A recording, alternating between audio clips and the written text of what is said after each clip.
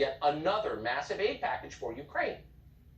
Nothing against Ukraine, but we could probably use that money here right about now.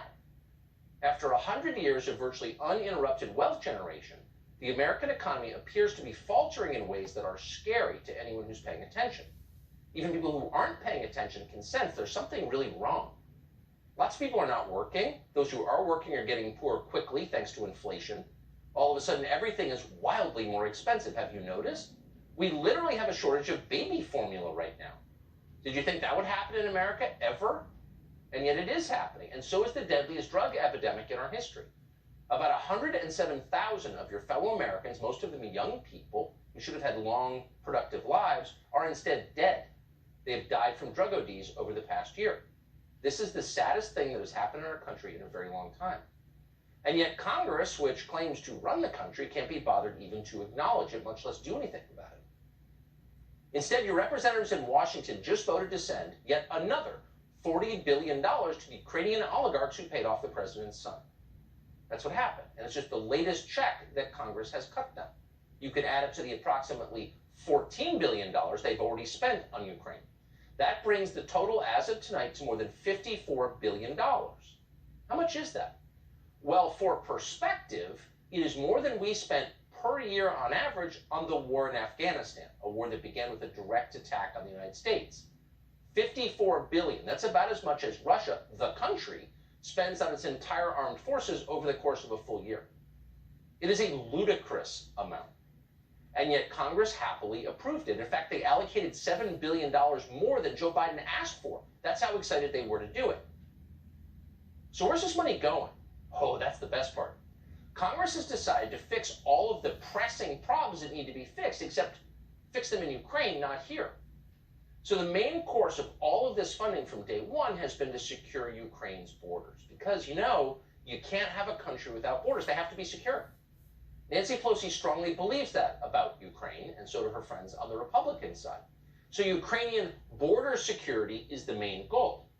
Then there's the problem of, quote, food insecurity. Not here, in Ukraine. Food's getting expensive in Ukraine. So we're going to spend $760 million to fix that, just in this check. And not just in Ukraine. Congress was feeling kind of sporty, also added $150 million for something called the Global Agriculture and Food Security Program, because while we're feeding Ukraine, why not feed the rest of the world? We've got more food than we can use. And of course, that will obviously include baby formula too, because kids in other countries need to eat. Then there's another huge chunk of cash to, quote, combat human trafficking. Now, not combat human trafficking in Texas, where it is now ubiquitous thanks to the open borders with Mexico, but to combat human trafficking in Ukraine. Because it's sad what's happening there, but not here. That's not sad. We're ignoring it. There's still more money to make sure Ukrainians have emergency shelter, because apparently more than 1 million Americans aren't homeless tonight. There's $900 million to make sure Ukrainians have access to, quote, entitlement programs, our entitlement programs. They'll need them when they arrive here, as many will. In other words, you can't afford to fill your truck, but you now get to pay the living expenses of anyone who shows up in your country claiming to be from Ukraine, and you will.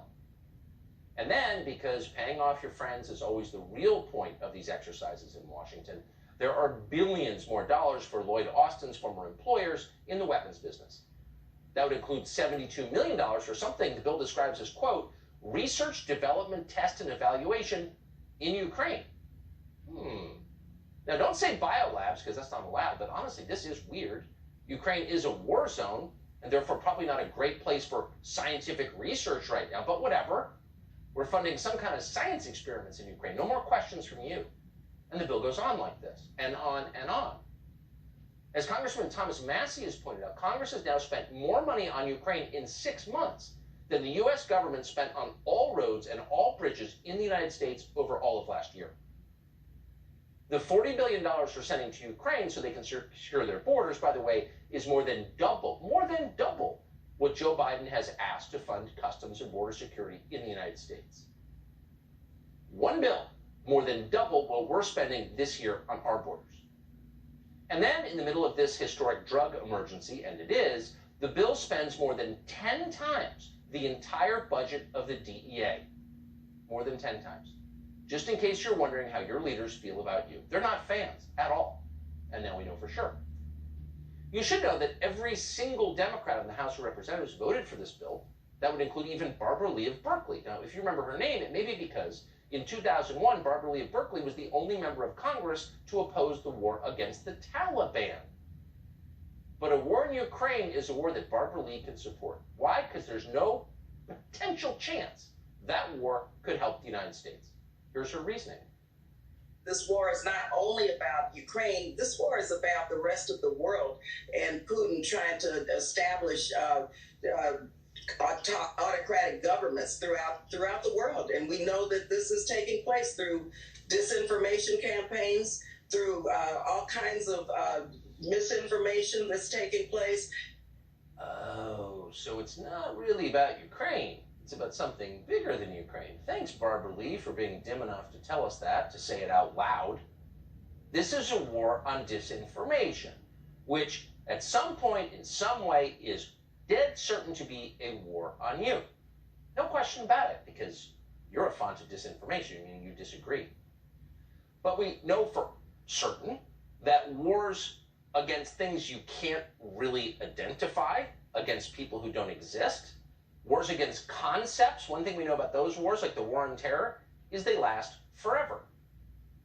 So it was a little weird to see Tim Ryan of Ohio vote for this. Tim Ryan was supposed to be a working man's Democrat, a guy who cares about bread and butter issues. Tim Ryan represents Youngstown in Akron. Take a look at Akron sometime. It's like a war zone itself. These are the cities that built America, crumbling and desperate now from total neglect. But don't you worry. Tim Ryan is totally committed to rebuilding Kiev. And so is Nancy Pelosi. For Pelosi, funding Ukraine at any cost is more than a foreign policy objective. It's a kind of religious observance. The brutality of Putin is not just what he's doing in Ukraine, but the impact that it is having on food for the world.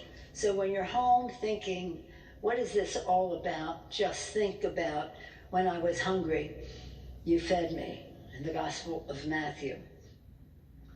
Oh, so Jesus wants to send more missiles to Ukraine. And the more missiles we send to Ukraine, the less hungry people are going to be. Wait a second. Wouldn't Jesus want to do everything possible to bring an end to the war in Ukraine? You religious little twit. How dare you quote that book? By the way, there was a time when Nancy Pelosi didn't want to spend billions of dollars to secure a country's border. She said it was wasteful and morally wrong. It wasn't that long ago, by the way. It was April of 2017. See if you notice the difference. She's for spending billions at borders now. She was opposed to it then. What changed? Watch. The wall is, in my view, immoral, expensive, unwise. And when the president says, well, I promised a wall during my campaign, I don't think he said he was going to pass billions of dollars of cost of the wall onto the taxpayer. Oh, did you catch that? Border security in the United States is immoral. But Jesus is strongly for border security in Ukraine, and abortion, by the way. It's a sacrament. As usual, Democrats, as ludicrous as this may sound, are united on this point.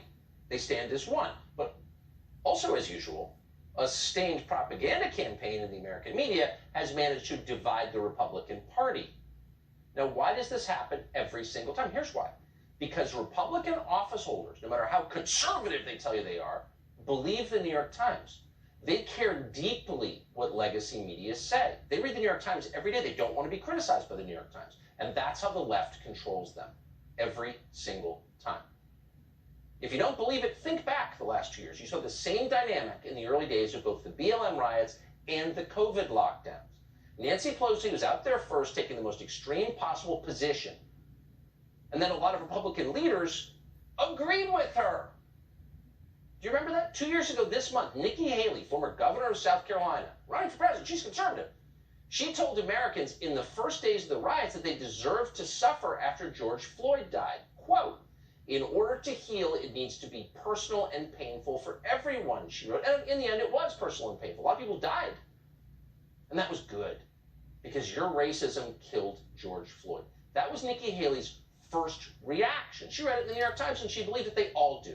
So it shouldn't shock you that Nikki Haley's first reaction to the Russia invasion, and Mitch McConnell's first reaction too, and the first reaction of so many other Republican leaders, was that protecting Ukraine is way more important than protecting you, than protecting America. And Mitch McConnell hasn't, to his credit, moved from that. He still thinks it.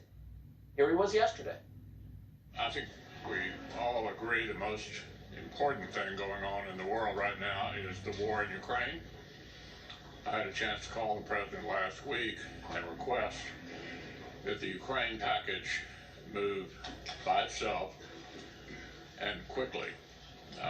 He said, let me think it over. He called back in about 15 minutes and agreed that we need to do this Ukraine only and quickly. I think we're on the path to getting that done. You gotta hope that there's some sincere billionaire out there who's going to fund a primary challenge against every single one of those Republican senators standing behind Mitch McConnell. As he said, and we'll quote again, I think we all agree the most important thing going on in the world right now is the war in Ukraine. No, the most important thing going on in the world right now is the state of your country, the one you're supposed to run, the people you're supposed to represent, whose lives you're supposed to care about, the ones who can't buy food or gas, the people ODing on fentanyl. 107,000 in a year dead young people, Americans. But that's nothing compared to Ukraine. We all agree Ukraine is the most important thing. Really, if you agree with that, you should not be sitting in the United States Senate as a Republican. And yet that's their position. Of course, it's Lindsey Graham's position, just to give you yet another example. If Putin's still standing after all this, then the world's going to be a very dark place. China's going to get the wrong signal, and we'll have a mess on our hands in Europe for decades to come. So let's take out Putin by helping Ukraine. All right, so you're saying that that's how this ends, that Putin is removed? Is there any way... There's no off-ramp. There is no off-ramp. No off-ramp. Let's take out Putin. It's weird to see a guy live out his strange little fantasy life on TV live.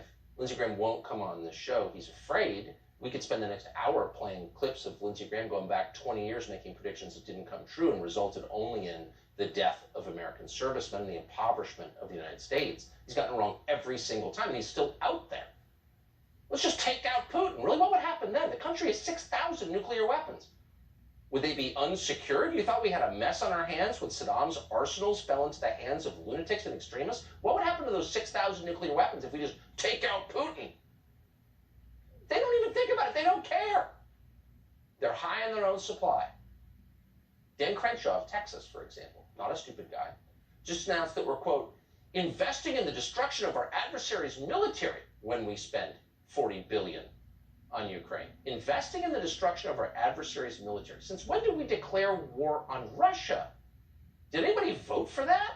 Our adversary's military? That's what you do in war. Since when are we fighting Russia? Well, since Putin stole the election from Hillary Clinton.